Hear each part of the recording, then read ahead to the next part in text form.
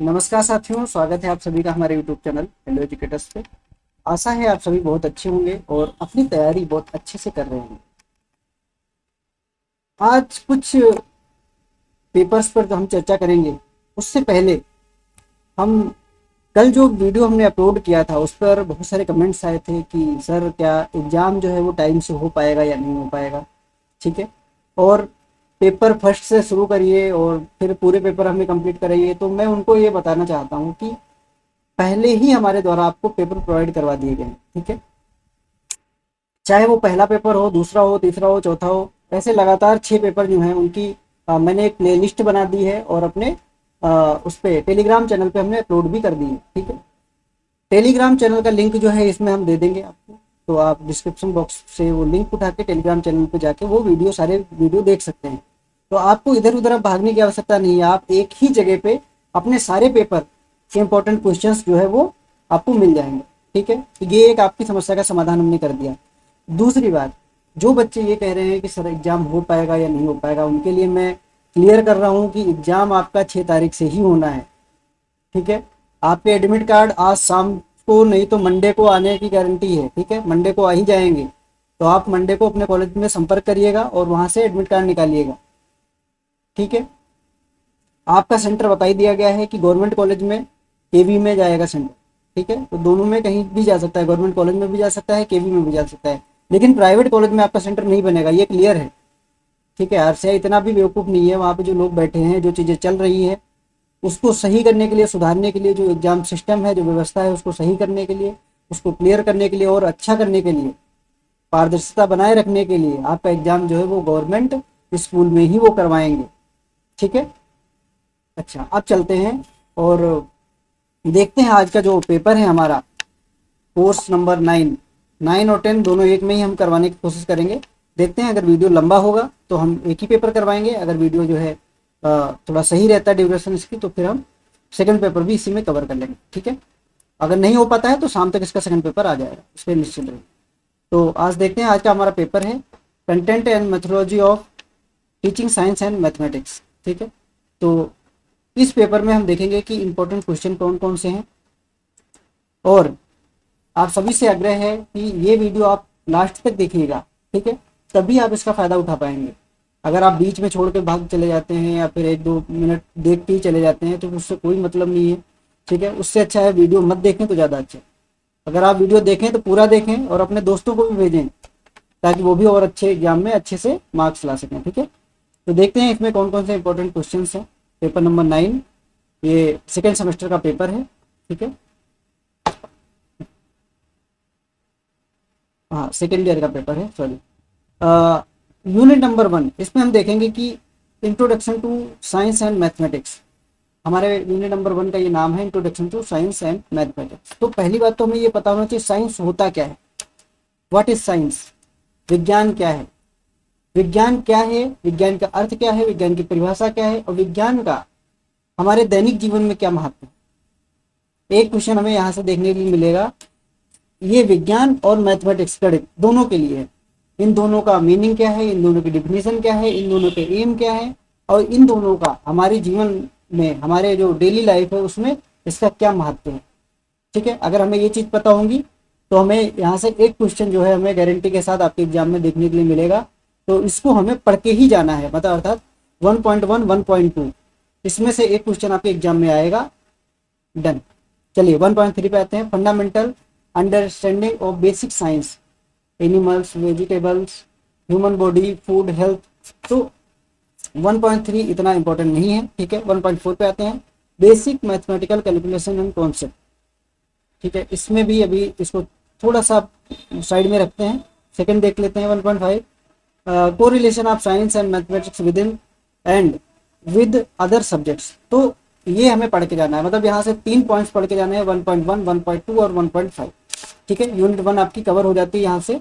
समय कम है, ज़्यादा समझाने का समय नहीं है, क्योंकि और भी पेपर बनाने हैं और भी क्वेश्चन आपको बताने हैं, इसलिए हम जल्दी जल्दी इसको कवर करेंगे।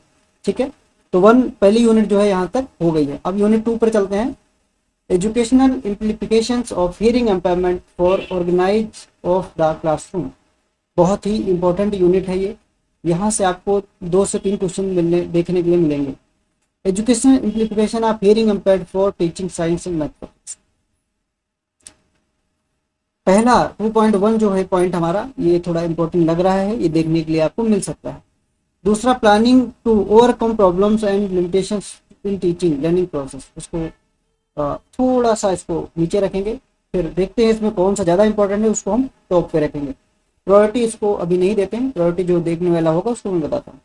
2.3 में आते हैं adaptation accommodation modification in science mathematics.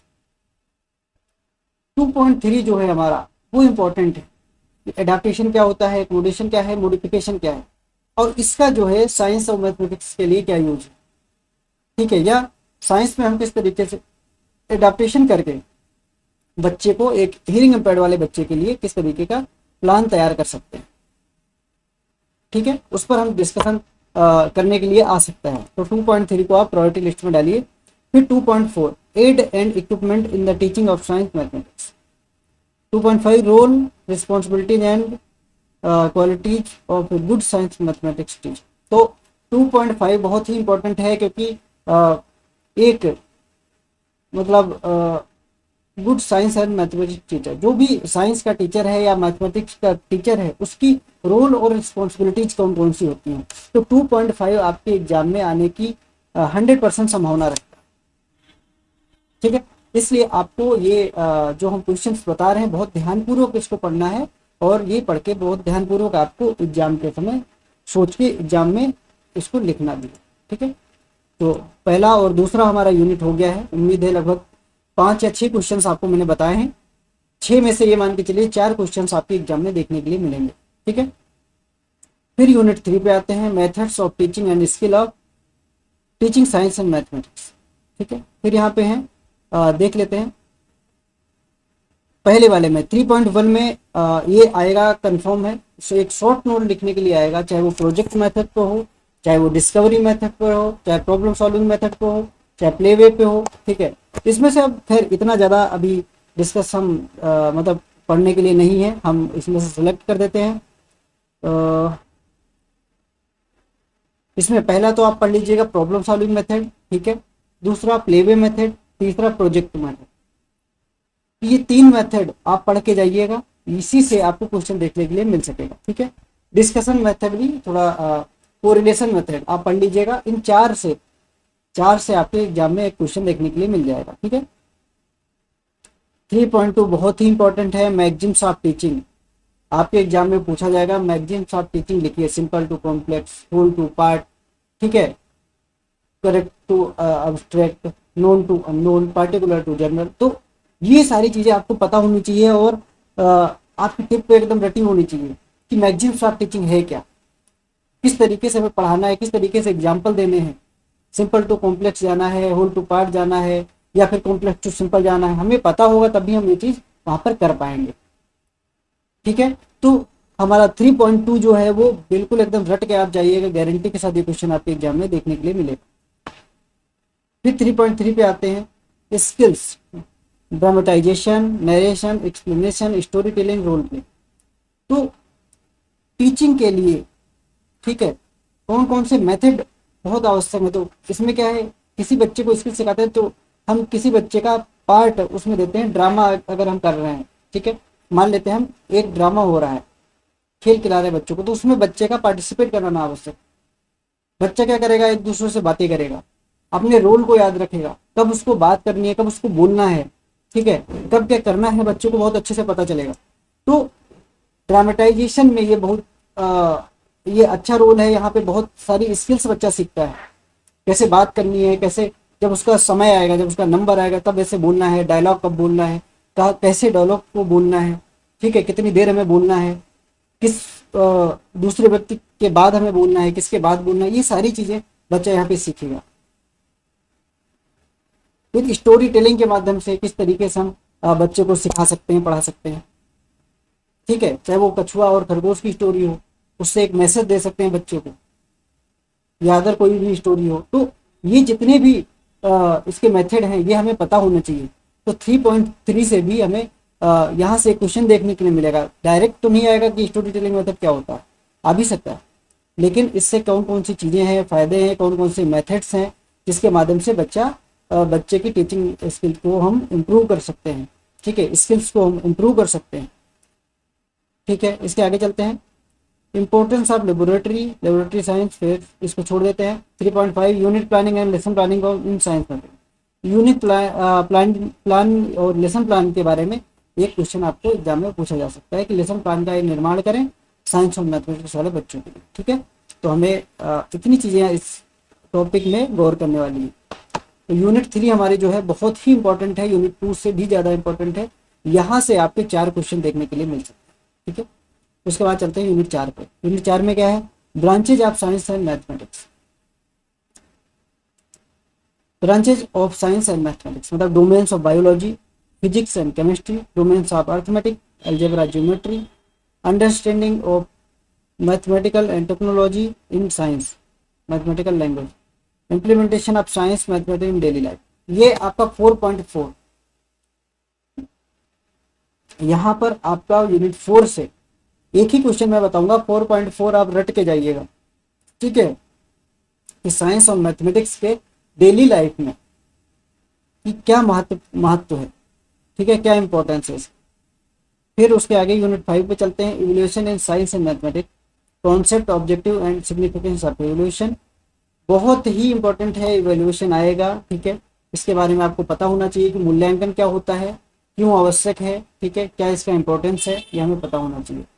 फिर टेक्निक कौन कौन सी है इवोल्यूशन की, फॉर्मेटिव, समेटिव इवोल्यूशन क्या होता है, और कंटिन्यूस एंड कंप्रेहेंसिव इवोल्यूशन। तो 5.3 आपके एग्जाम में पूछा जाएगा, चाहे वो फॉर्मेटिव और समेटिव इवोल्यूशन पे क्वेश्चन आ जाए, या इन दोनों में डिफरेंस आ जाए, या फिर सीसी आ जाए, अर्थात कॉन्टिन्यूस एंड कंप्रेहेंसिव इवोल्यूशन। ठीक है, फिर 5.4 है adjustment in evolution due to limitations of techniques. 5.5 है डिजाइनिंग टीचर में टेस्ट इन साइंस मैथमेटिक्स। 5.3 और 5.5 में से एक क्वेश्चन आपके एग्जाम में पूछा जाएगा। तो इस तरीके से हमारी 5वीं यूनिट भी कंप्लीट होती है। तो आज हमने ये चीज़ें देखी कि इस वाले जो प्रश्न पत्र है, हमारा प्रश्न पत्र हमारा 9 है कि content and methodology of teaching science and mathematics, इसके हमने इंपॉर्टेंट क्वेश्चंस देख लिए हैं, और इन क्वेश्चंस को हमें किस तरीके से करना है वो भी हमने समझ लिया। ठीक है, और जो हमने क्वेश्चन आपको बताए हैं कि ये क्वेश्चन इंपॉर्टेंट हैं, आप उनको पढ़ के जाइएगा। यकीन मानिए आप बहुत अच्छे परसेंटेज के साथ आप पास होंगे। ठीक है, बहुत ज़्यादा प्रश्न मैंने नहीं बताए, मुश्किल से 10 से 12 प्रश्न आपको बताए हैं पूरे पेपर में। पूरे पेपर में आपकी 25 यूनिट में से हमने आपको सिर्फ 12 मतलब 50% सिलेबस आपका कर दिया। अब अगर आप 50% सिलेबस आप कवर करके जाएंगे पेपर देने, तो यकीन मानिए आप 90% पेपर ऐसे ही कर देंगे।